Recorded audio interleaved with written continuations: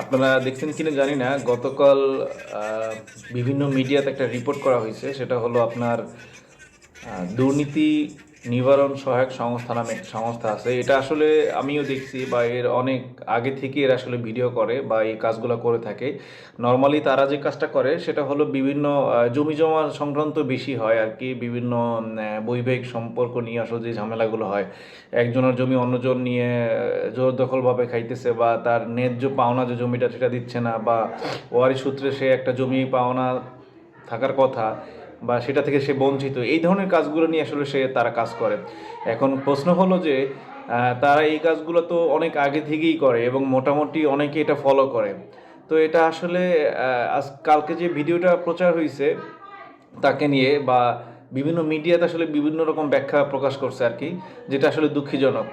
কারণ হলো এই ধরনের একটা ভিডিও আমি মনে করি যে যেটা আসলে ওপেনলি হয়েছে কাজগুলা, যে আপনার ওনারা যে কাজগুলো করতো এটা আপনার বিভিন্ন আইনের সংস্থা থেকে সহায়তার মাধ্যমেই হতো, এবং কি ওনাদের এই কাজটা আসলে গভর্নমেন্ট পারমিশন দিছিল। এখন কথা হইলো আসলে মানে আমাদের বাংলাদেশে এমন কেন রে ভাই, এরকম কেন হচ্ছে ব্যাপারগুলো?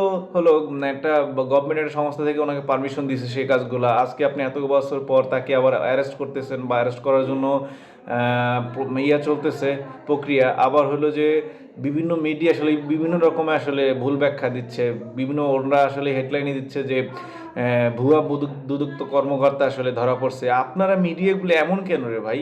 আপনাদের কাছ থেকে তো আসলে মানে সাধারণ যারা মানে মানুষ আছে তারা আসলে এই ধরনের নিউজ আশা করে না। আপনারা আসলে যেটা সঠিক সেটাই আপনি তুলে ধরেন। হ্যাঁ, কেননা আসলে উনি তো ভুয়া দুদক কর্মকর্তা না, বা উনি তো আসলে দুদক কর্মকর্তা পরিচয় দেয়নি।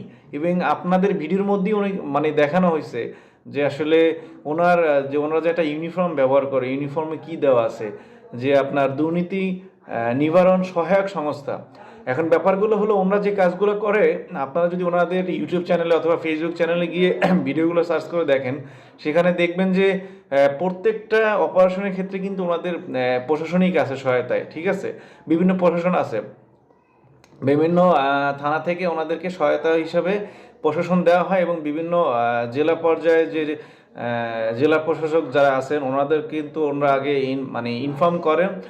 ইনফর্ম করেই তারা কিন্তু এই অ্যাকশনগুলোতে যান বা কাজে যান, এবং ওনাদের কাজগুলো কি একটা মানে আমাদের গ্রাম্য যে সালিসি ব্যবস্থা হয় বা এই প্রক্রিয়ার মাধ্যমেই কাজগুলো সম্পাদন করা হয়, বা হুমকি ধামকি বা একটা ওনারা প্রশাসনের থেকে আসছে এরকম কিন্তু কিছুই না।